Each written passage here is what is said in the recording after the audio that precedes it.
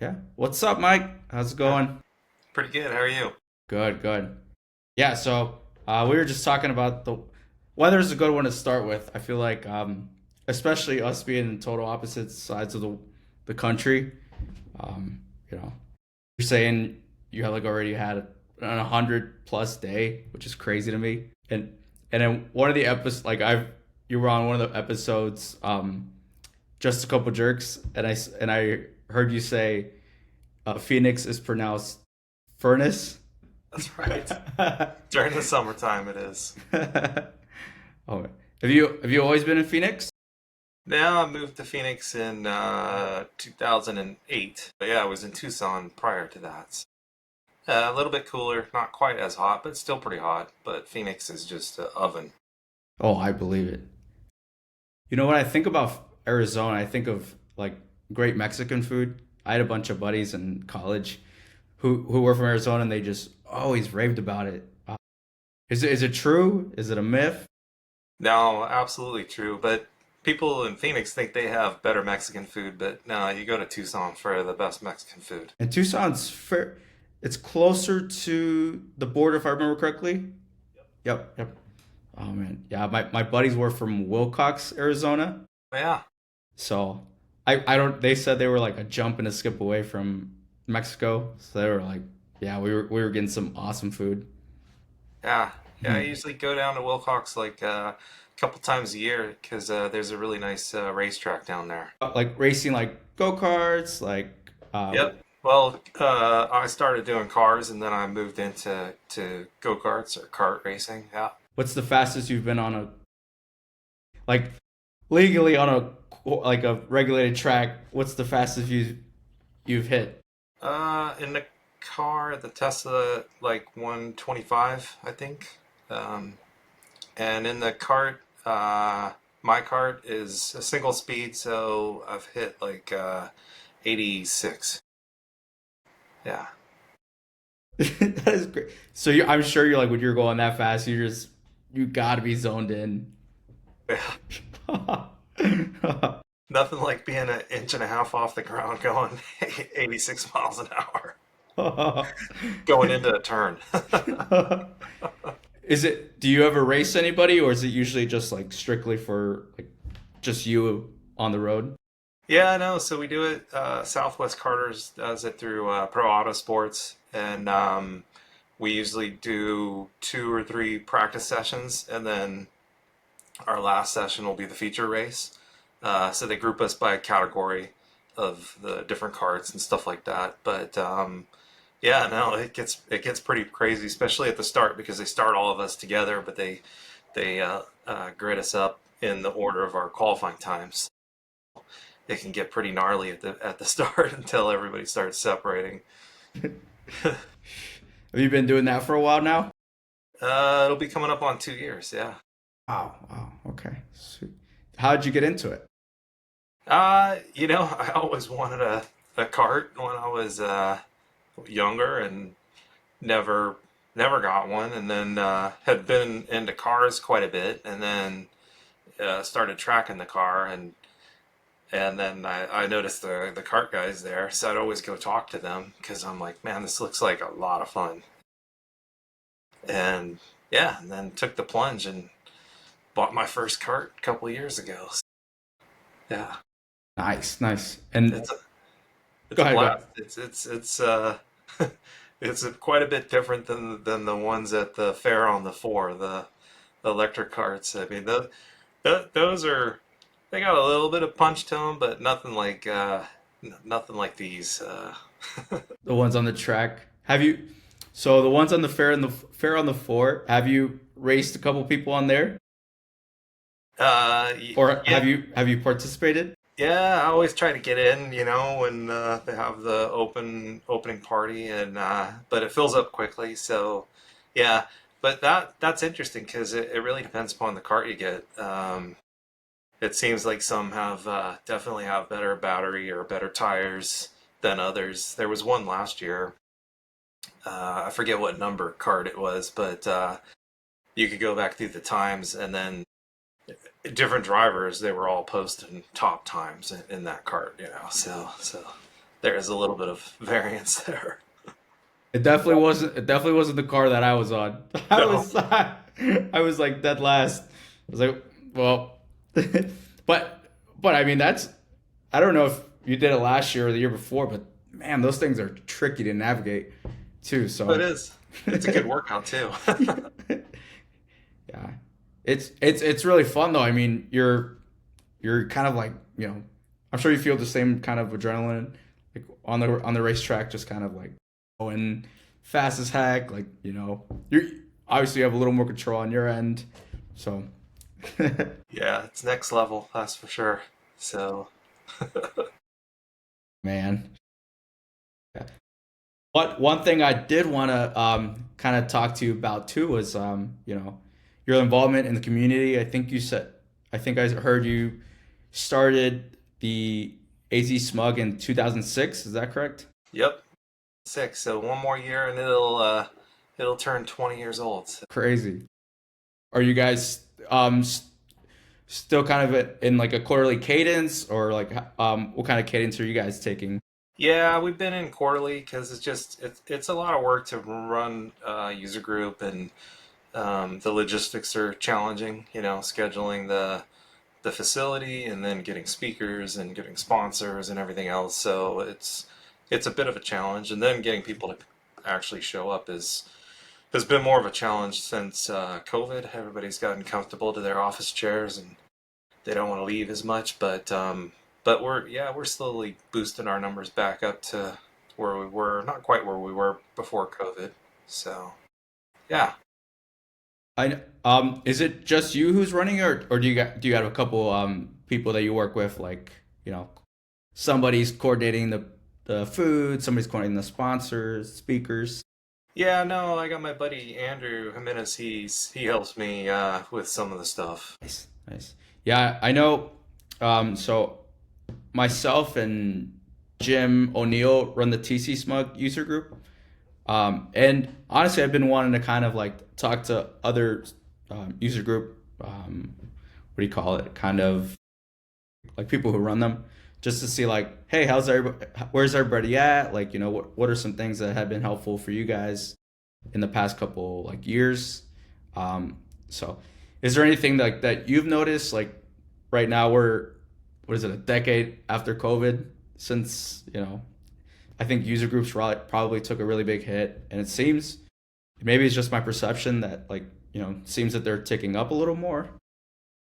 Yeah, I mean that was a big challenge because we did team up with TC Smug and NW Scug and ran online for that time period, which was it was good because it allowed us to keep going.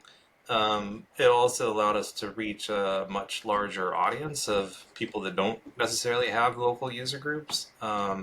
Since then, we've returned to just doing in person only, mainly because we want to get people to come out. We want the hallway conversations to happen, the side conversations, the networking. You don't get that when you're kind of sitting behind, your screen and your webcam and whatnot, just listening in. Those are big because they can have career advantages too. I mean, you might find if you're looking for an employee, you might find that employee, or if you're looking Mhm. for your next employer, you might find that, and yeah, it's really beneficial. So yeah, it's good. But we moved our location, I want to say a couple of years ago, so we Mhm. meet at a data center now in Phoenix, and Phoenix is actually pretty much a data center hub, data center capital. But other than the extreme heat, we don't really have a lot of the natural disasters. Mhm. Um, so the data center's been great, and they actually give us tours too, which is really, really interesting if you've never been in one, because they go over the logistics, and I think they're number 2 on the list to get up and running behind like hospitals and things like that. So, but they've got redundant power supplies coming in. I forget how many different ISPs that are coming in. They've got a whole yard full of these battery backups, and then they've got 2 different generators. So like the batteries kick in immediately, and then the generators come on. So yeah, it's no joke, and they've got guards that are wearing like full vests and stuff like that, and Yeah. So it's a sight to see if you haven't seen one. Absolutely. I mean, talk about a place that's, stable, and if you're having speakers over, you probably have two internet connections, two power cables running the place. So that is crazy.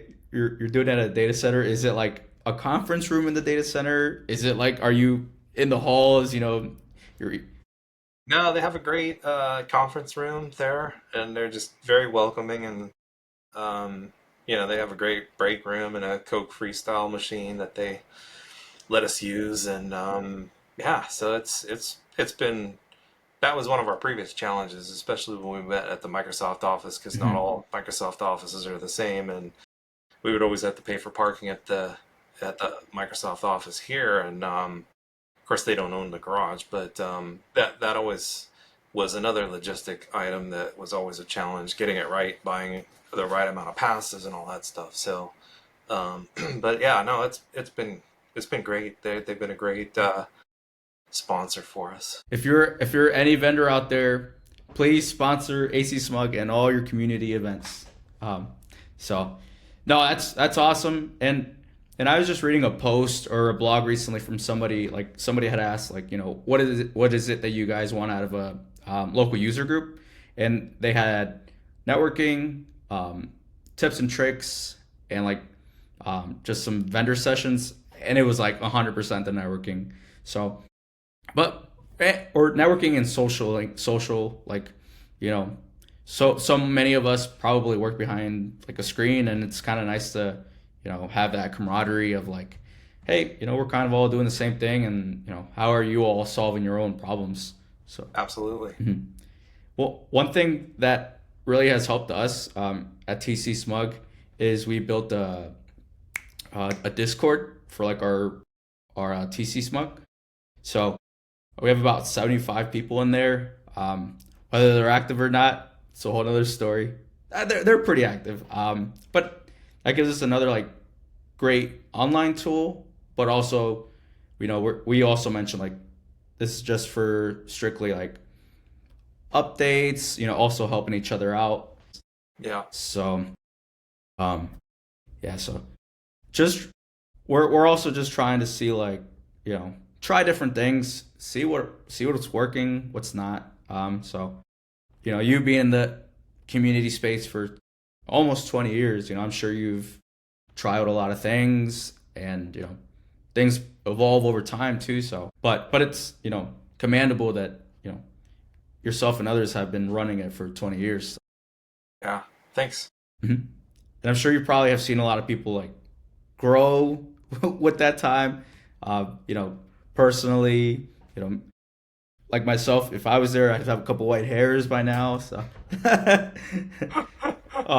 do you remember like some of the first people you met there, and if like if they're you still kind of conversate with them, maybe not if they are there, or if not. Yeah, yeah, no, definitely, including my original Microsoft sponsor. We became good friends over the years. Yeah, no, that was great, and it was kind of ironic because when I started, I was actually working at IBM, and then he was getting he was getting some heck for. He's like, "When are you letting this IBM guy come in?" And it was like I was trying to keep IBM out of the picture because I still specialized in the Microsoft stuff, and then whatnot. So that blew over. But yeah, I've met a lot of people over the years and made some good connections. So it's good, you know. What have been some of your favorite sessions or events that you guys had, say like in the past 3 years at AC Smug, or some memorable ones? Yeah, I mean, I would say the most memorable one we had was our 10-year anniversary. It was a pretty big one. Um, we had um, it was a full day event, and I mean, it was just like who's who had come out for it, which was awesome. So, Brian Mason was there, DJM showed up, just a whole bunch of Greg Ramsey. I think Michael Niehaus was there. Just yeah, it was probably the pinnacle. So probably have to try to do something like that again to match it for our 20th anniversary. Oh, that one's gonna be special. 20 years Yeah. next. What it was? I believe you said June 2006. Was that correct? September September. 2006. Yeah. So definitely got to get some sponsors lined up, speakers. It's gonna Oh, yeah. be it's gonna be a blast. It's gonna be a Yep. blast. Have you spoken at any of them recently? Let's see. I'll be speaking at our next one because we always do an MMS recap. We either do one right before or right after MMS. We'd like to bring a taste of MMS back to our user group members that are not able to attend the meeting. So, um, but yeah, I try to speak not too terribly often. I like to encourage others to speak, but since I am giving a couple sessions at MMS, and we had very few of us giving sessions that are going, so yeah, that's that one. I do like speaking at other user groups too. I get around to some of them, like TC's Smug for OSD Day usually. But yeah, that's always a good time, and I need to probably hit a few more. Uh, so only so much time though. Yeah, yeah. And especially with the summer and like, just being busy with work and everything. Yep. What are some of the other like local user groups that you've spoken to or maybe like, or you've heard about maybe that are still active still too? Yeah, I mean, I would say that our three ones, the NW Scug, TC Smug, and AZ Smug, are probably the most active. There are a few others that have come and gone over the years, like the Central Texas user group. There's been some in like Dallas, but I don't know how active those have been lately. Um, and then I think there's a few maybe back on the East Coast, but I don't think those are around so much anymore. Mhm. Yeah. I I feel it's kind of sad, right? It's like I see a lot of the value of also like, the camaraderie, like just getting to meet other people in the same field. Um, so it's like, these I'm sad that a lot of some of the other places, maybe a couple people are a little too scattered or, maybe just it takes somebody to take the initiative. So, Hmm. Absolutely. mhm. But yeah, if you're listening to this and you want to make your own community user group, reach out to me.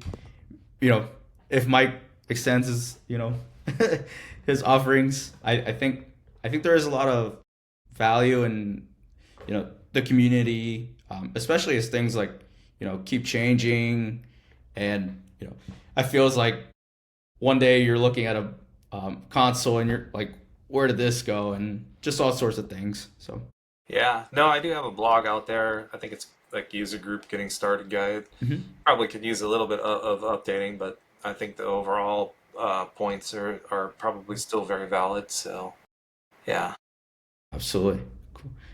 Um, let's see. And speaking of MMS, how did you get to like, do you remember your first MMS and do you remember your first speaking MMS session? Well, okay, I'm gonna date myself a little bit because the original MMS was actually started out of the user group community. So the first one that I went to was called the SMS and Windows 2000 User Conference at the MGM Grand in Las Vegas. That had later turned into the Microsoft Management Summit, and they renamed it to that before Microsoft actually took it over. And then obviously Microsoft kind of kill it off, and then we got the Midwest Management Summit out of there. But I would say I think I had some speaking sessions at the original Microsoft Management Summit before that died, and then I think I spoke at Tech Ed. They kind of rolled it into Tech Ed, and then rolled it into Microsoft Ignite. So I think I had speaker sessions at each of those, and then of course, MMSMOA had started. So, and I think I've been a speaker now every year of MMSMOA. So I'm almost positive. Not the half year events though. I've only made it a couple of the half year events, but yeah. I know. Think this one coming up is in Nashville. Is that correct? Yep. Yeah. Awesome. Awesome. Nashville. Sweet. That'd be fun. That'd be probably not too. Let's see. Is it? It's to your right. Not sure how long that flight would be, but I'd imagine they have straight flights from Yeah, where I you're think at. I can pretty much get a direct flight just about anywhere out of Phoenix Sky Harbor. So, but yeah, it's a bit of a trek, especially with the time change and whatnot. Yeah. Thinking about it now, I guess any northern state probably has just a direct flight to Arizona. All the snowbirds. uh, it's like if we're gonna make an airport in the north, it has to have a connection to Arizona. Yeah. Are you making any like are you doing any speaking events internationally? I think the last one I spoke at was the Ninja Summit. Not last year's, but the year before. Um, I'm not sure yet if I'll go to this year's as a speaker or not. We'll see. But that's yeah, that's it from an international standpoint. I'm not quite the mileage maker and the international roamer as like Mr. Niehaus and Mr. Johan. You know, those guys tend to go all over the place. So They definitely get their miles in. yeah, I don't mind going once in a while, but I do enjoy the comforts of home. Absolutely. There's nothing like sleeping in your own home, like eating a home cooked meal. Yeah. So, so back to um, getting started in IT. Do you remember like I think you said the company you worked at rhymed with ITM is when you first started in IBM. Yeah, yeah. So, yeah, no, I always had a big interest in cars. I actually wanted to work on the computer systems in automobiles. So I had gotten my bachelor degree in systems engineering from the U of A, and uh, it just so happened that I didn't end up working on those types of operating systems.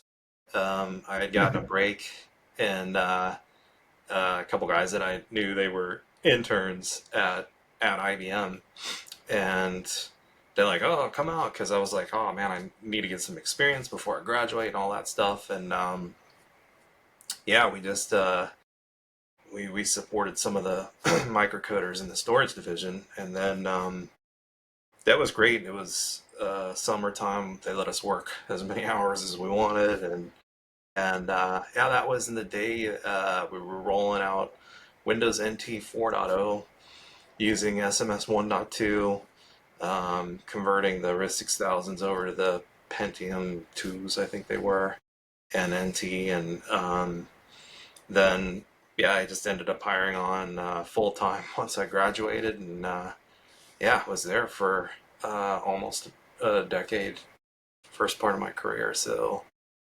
yep, that was my journey, and then I stayed in the really the Microsoft space because IBM had their own Tivoli and everything else. But since I'd already started using SMS and doing Windows OS deployment, we would also do AIX deployments too to the storage systems. But yeah, I really gravitated towards the Microsoft side of things, and yeah, it was all downhill from there. So As somebody kind of new, like I've not really had the time. I probably wasn't born at the time to learn about those systems. Could you give somebody like myself or like I'm always intrigued to learn about like systems management. Now you're 28, so right, let's go back a couple of years. So yeah, what was like systems management like back in the day then? I mean, really, in some ways, things haven't changed too much.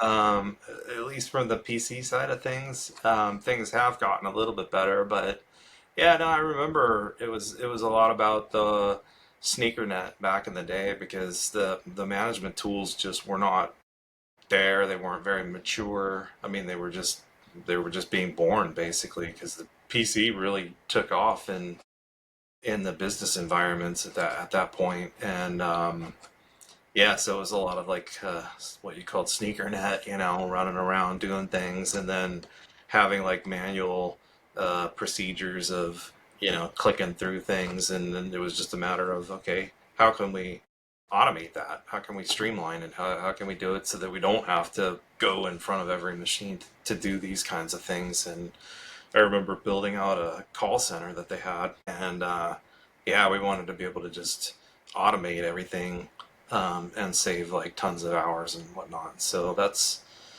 where a lot of it really started. Was the catalyst of how can we do this uh, smarter, not harder. Um, so especially in that time, like especially I'd imagine there probably weren't a lot of blogs. There weren't a lot of like videos, people telling you, here's how you here's how you deploy this. There had to have been a lot of learning curves within that time too. Oh, absolutely. I mean, it was like you had like bulletin board systems, uh, but probably not a lot of like, you know, you couldn't just go fire up YouTube. It wasn't around, right?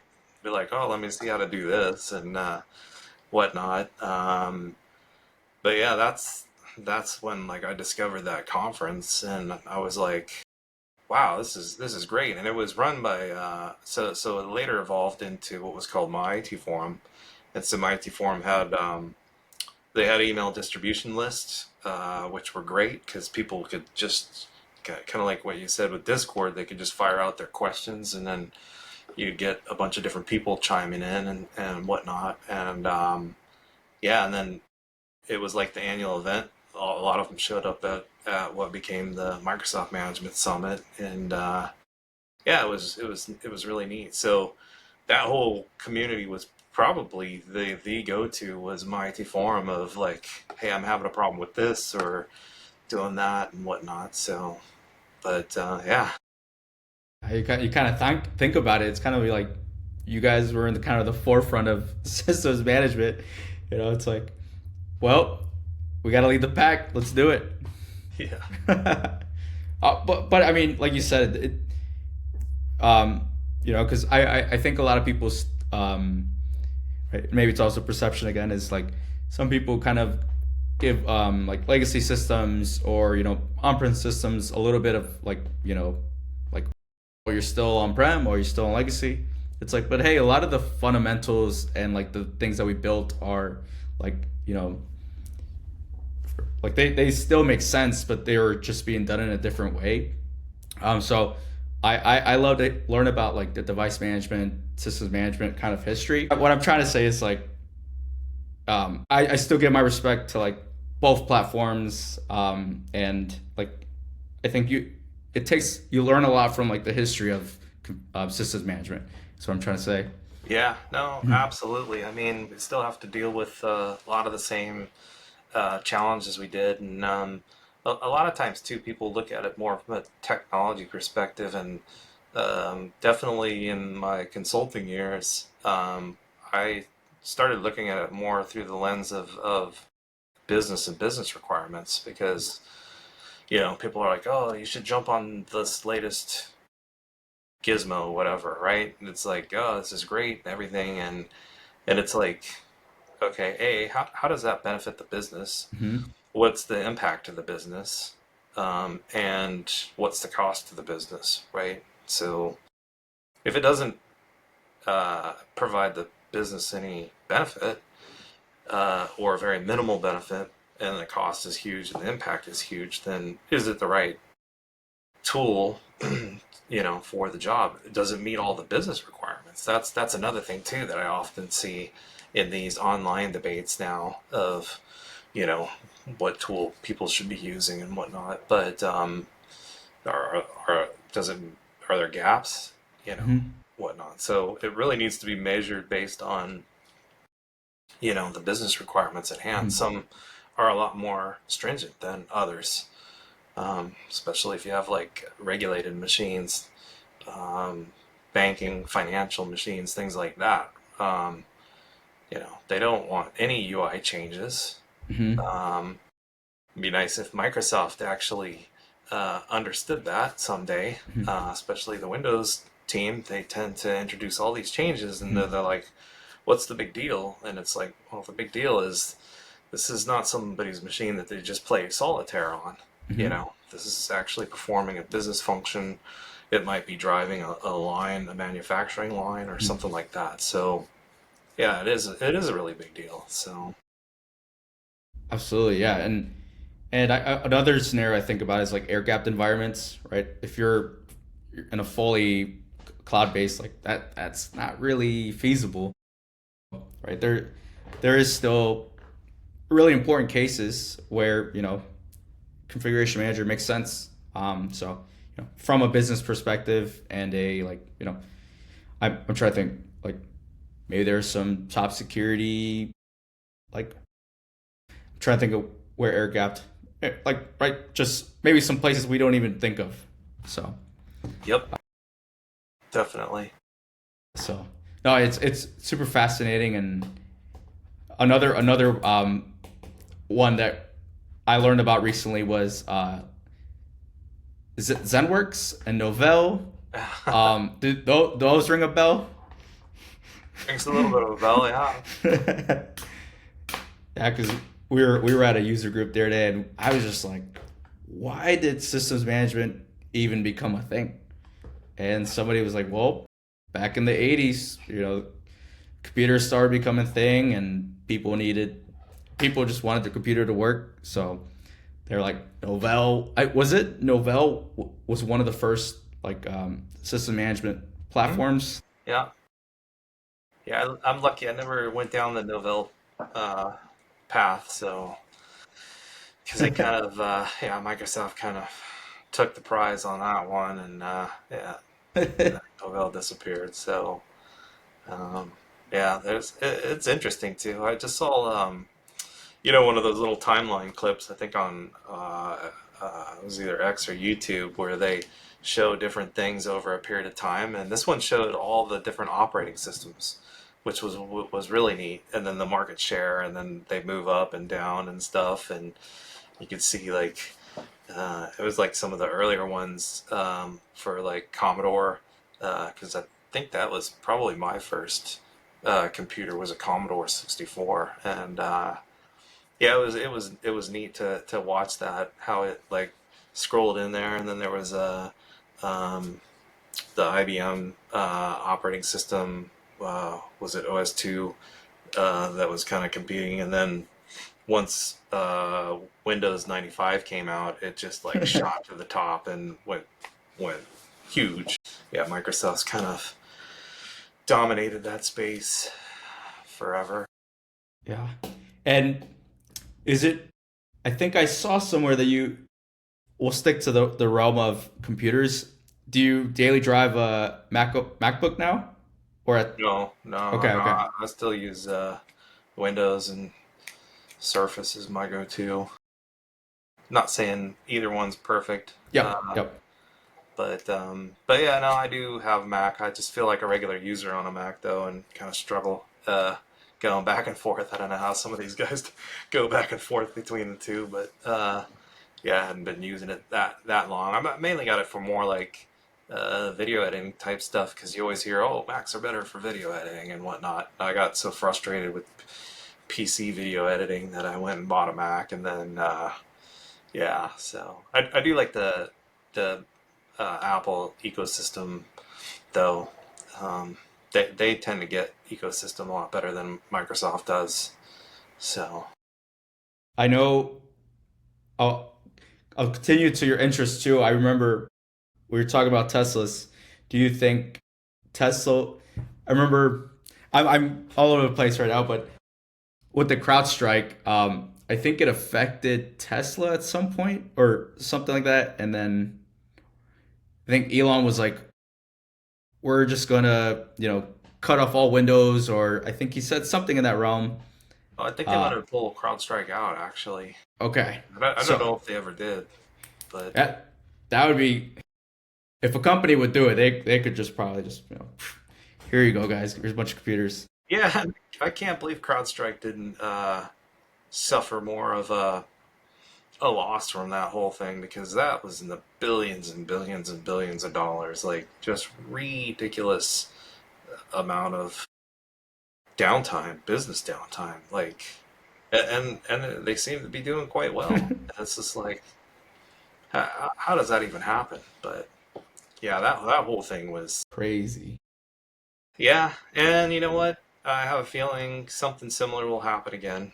Um, whether it's a software product or Hmm. a malicious product or another huge supply chain attack. Hmm. Um, I think it's inevitable that it'll Yeah. happen again. Oh yeah.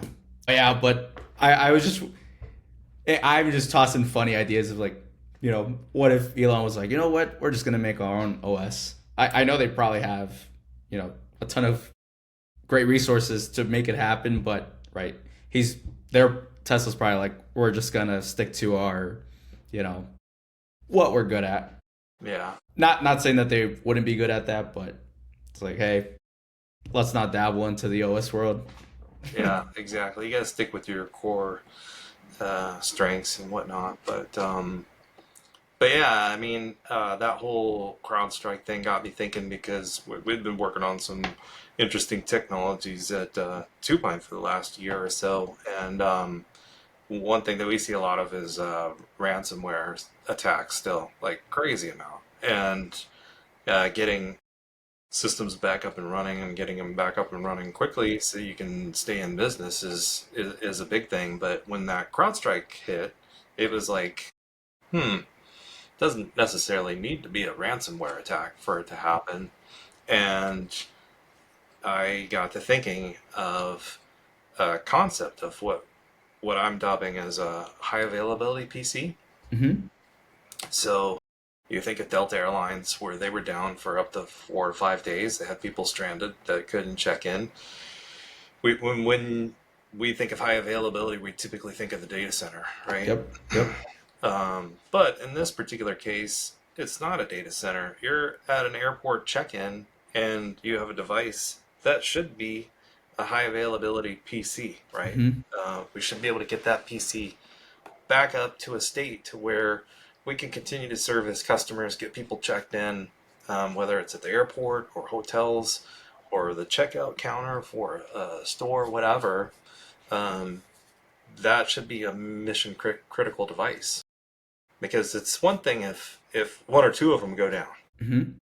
but it's a completely different game when all of them go down. Yep.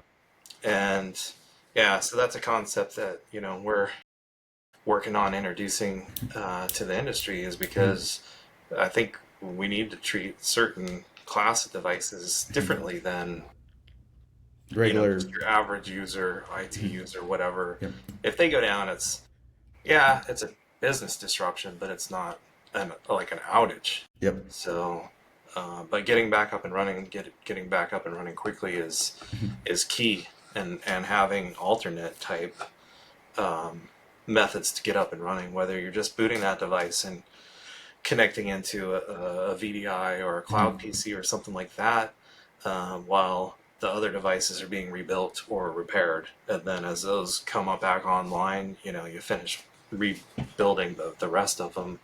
But at least you're not 100% down.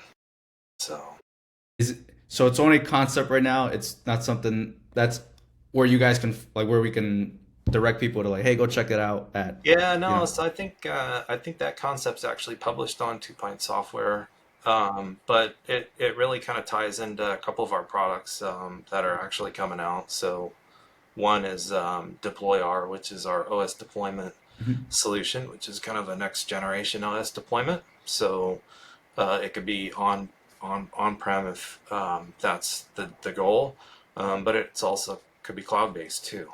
And then our Recover R solution, which is, how do I boot this machine now that it can't boot? So there's lots of the newer hardware support the capability of booting directly from UEFI to an HTTPS location. So we can boot right up to our cloud Recover Our server, present the user with a menu either boot to their cloud PC or VDI, or boot a fix, like in the case of CrowdStrike, or reinstall Windows on the machine, and then go back through autopilot process or whatever. But get you back up and running. So without sending the sneaker nets all over the place. That's kind of got my wheels thinking a little bit. I'm gonna run it by you. It's like, what would the hardware be like a half laptop? Like you would have a full laptop, but like say that you have two hardware components. Like say one of the laptops or the laptop is running off the one operating system, but if that fails, it falls into the second part of the hardware, which maybe is like a thin client or I'm just does that make sense?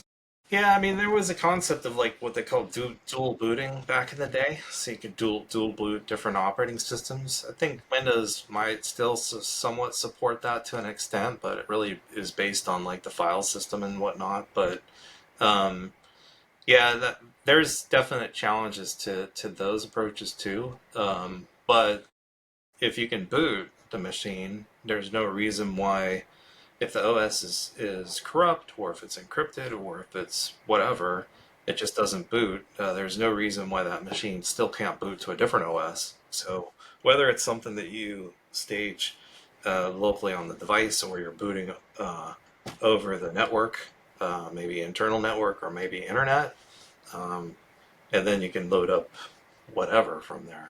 Have you messed with any of the like Windows 365 cloud PCs or any of those solutions? Yep. I have been running one for probably the last couple years. So yeah, I dig in from time to time and do different test scenarios with it and whatnot. So yeah, it's a good alternative to that too, because you could spin a bunch of cloud PCs up in the event of a disaster recovery type scenario, and as long as whatever device the end user is in front of the end user, they should be able to connect to that cloud PC. It's just filling that particular gap of, all right, how do we boot this device because the disk is bad or the OS is corrupt or whatever, but we still want to be able to access that, and that's what we have capabilities for. So And have you tried running the Windows 365 inside of your Tesla? I did that like a few years ago, and yeah, it was challenging. It didn't work super great, but it was still kind of neat to do that. Probably would work better if they hooked up like a keyboard to it and stuff like that, but I didn't have one at the time and whatnot. Um, yeah, yeah, just check that off. Did that. So is it like your Tesla has a screen and then like you just click on Google Chrome, whatever browser it had? Yeah. It just runs a flavor of Linux, and it's got a Linux browser in there, and then you just go to the uh, Windows 365 URL and sign on, and go from there. Yeah. Well, I guess if your computer went bad, you could, hop into your car and get back to work. Yeah. Oh man. So I also saw, taking your other place, that you spoke at Ignite too. Is that true? Yeah. Yeah. Wow. One of the Ignites, I forget which one it was. Maybe the one in, I think it was the first one in Chicago, maybe, if I'm remembering correctly. Yeah. I don't remember what it was about, though, so don't ask me. I'd have to go look it up. But like the experience of that and just that is like phenomenal. Like, hey, I spoke at Ignite one day, so that is awesome.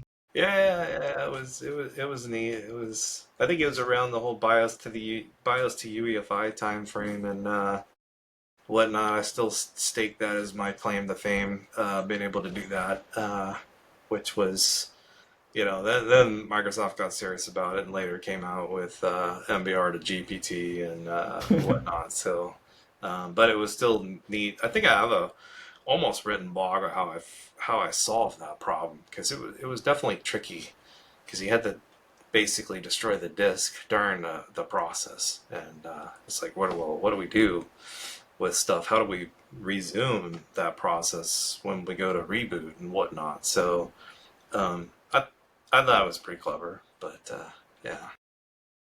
Being in the game for a while, where do you see the device management, like systems management world in 5 to 10 years? Like, what are some things that you're like, this could be revolutionary, like revolutionary. But you're like, this is exciting. I could see this taking off. Things that like you're like, oh, this kind of puts a bulb in my head. Yeah, that's hard to say. I'm not good at predicting outcomes. That's why I don't gamble. But I Or- am kind of surprised that the PC and Windows actually still is so prevalent in the the enterprise space. Um, and the reason why is because I do think Windows it is a legacy operating system. Mhm. Um, yeah, they've modernized it, right? But we have these lighter weight mobile OSs. Well, they're not so lighter weight anymore, but they run on different types of devices like tablets and things of that sort. And everybody carries one in their pocket almost. Um, and they've got apps that run on those that can do similar things that the apps on a PC can do, right? So I kind of expected those devices to really make a much more of an impact. But it also comes with the same set of challenges of managing those types of devices. However, I do think that the reason why we do still see Windows is so prevalent is they did a really good job with Win32 apps and Yeah. allowing developers to develop applications that would work across a large number of different hardware platforms. And with that, when you go into some of these businesses and you see, it's like, yeah, we don't touch that because that was written a long time ago, and it provides a core business function. So, with that, you're still going to see, I think Win32 apps are going to keep Windows alive for quite some time because of that. So, and then you do see that we go through these shifts because everything was supposed to shift over to web apps, for example, right? It's like, okay, now we have web apps, but they might not yield the same experience or same performance, that kind of thing, and they have a different set of requirements and whatnot.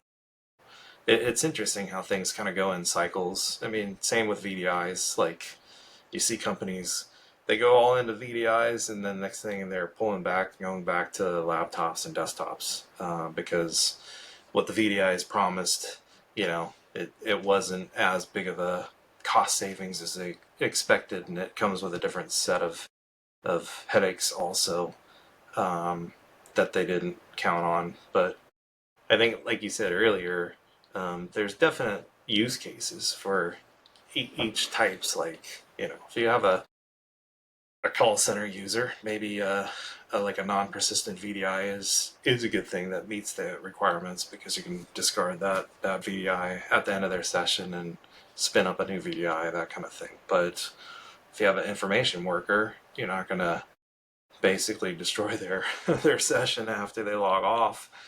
Um, you know, I know myself, I'd never log off, and I don't like it when I get rebooted, and I leave tons of windows up because if it's out of sight, it's out of mind, and then I forget that I was working on something. But yeah, so I think it all boils down to where things are going to go. It just depends. It seems like we get more and more options, which leads to more and more fragmentation. Uh, you know, which more challenges to how we solve different problems. So it will be interesting, and not to like jump on the whole AI bandwagon.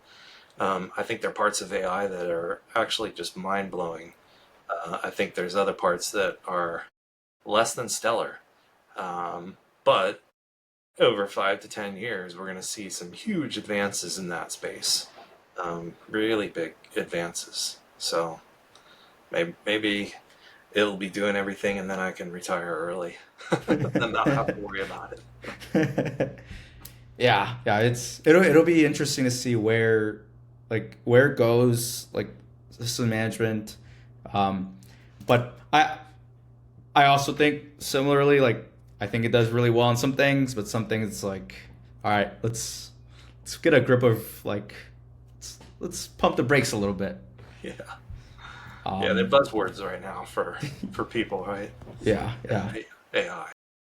yeah. I think of like a concept of like, hey, it's gonna replace the IT admin, but it's like it could go really, really wrong too. Like you hire this AI agent, they're your IT admin. It's like it can, you know, do a bunch of wrong stuff. Like, although we're human, we also have like okay, a little skepticalism of like, okay, if I assign this to all users, what happens? Right. But if it's an AI agent, it just goes boom, boom, boom. It's like who nobody's taking responsibility for that either. So, but I don't know. I'm also biased, right? In my IT admin, I don't want it to take my job. Yeah. One day it will. One day Probably. it will. One day it will. So I don't know, I gotta be a bartender or something. I don't know. Just get in the human. Well, maybe it might even take the bartending jobs. So, but and I'll kind of wrap it up with a couple of last questions. What kind of advice do you give for new IT admins or kind of people entering the workforce if they want to be an IT professional in the future? Yeah, I mean, never stop learning, right? So whether you're learning online, attending user groups, I mean, a lot of people that enter IT are kind of introverted. They don't like to get out there and socialize, but definitely do that because the networking is good, and you're gonna drive your career. Obviously, different people have different aspirations for their careers and whatnot, but I would say that this sector is challenging because technology is always changing and changing rapidly, and it's like I don't think there's a day goes by that I don't try to learn something new because there's just so much. You ever get that question? You're at a family event and someone's like, "Oh, so you know about computers?" And it's like, "Oh, yeah, I don't know about that. What you're asking me, it's like what I do is very different, and you would find very boring, and I'd put you to sleep in 5 minutes." I realize that what we do doesn't make for good party conversation outside of our core group. So, um, but yeah, new people just learn, tinker, you know, um, and if you're passionate about it, nothing should stop you at 5 p.m. Work on it at night too. Build your own systems, tinker around, because that passion will take you far. And if you're passionate about something, then it's not like it's actual work. It's something you enjoy to do, and there's nothing better than to enjoy something you do to make money, right? So if you make lots of money and you are miserable, then you're going to be miserable, and um, so yeah, you definitely want to do something you enjoy, and you know don't stop. Awesome. And then I got a couple rapid fire questions for you. Uh, and I kind of did this at one of our user groups. They're simple, but Google Chrome or Microsoft Edge? Oh, I've typically been an Edge guy, but man, Edge is annoying me so much that I'm considering switching. We might have some people give you some not crap. No, we call it Microsoft Edge the better browser. I I'm not gonna say nothing, but I might think it's the better browser. It's like how many questions you got to answer when you open the browser for the first time. I don't know if it's a competition. Yeah, just that when you do OS deployments, then you're constantly like logging on to a new system, and if you have to open up the browser, it's just like, good grief, like this is nuts. I probably have to look and see how we can trim that back. But yeah, Edge is it's okay. It was really good when it first came out, but I think everything Microsoft, it gets bloated over a period of time. You know, it needs a survey. It wants a picture of you. Wants to know your favorite color. Yeah. um, next one is Outlook on the web or Outlook desktop. Well, Outlook desktop, but the classic version. The new version is absolutely horrible. And then dark mode or light mode. Light mode, because I don't see very well in the dark, and the 20-year-old me would have been like, yeah, dark mode all the way. But yeah, now I prefer the light mode so I can actually see stuff. And are you going for seconds at dinner or are you grabbing ice cream? Oh, probably neither. Oh man. Well, that's I'll cut it there. Let's see. Thanks, Mike. I appreciate you. Let's see.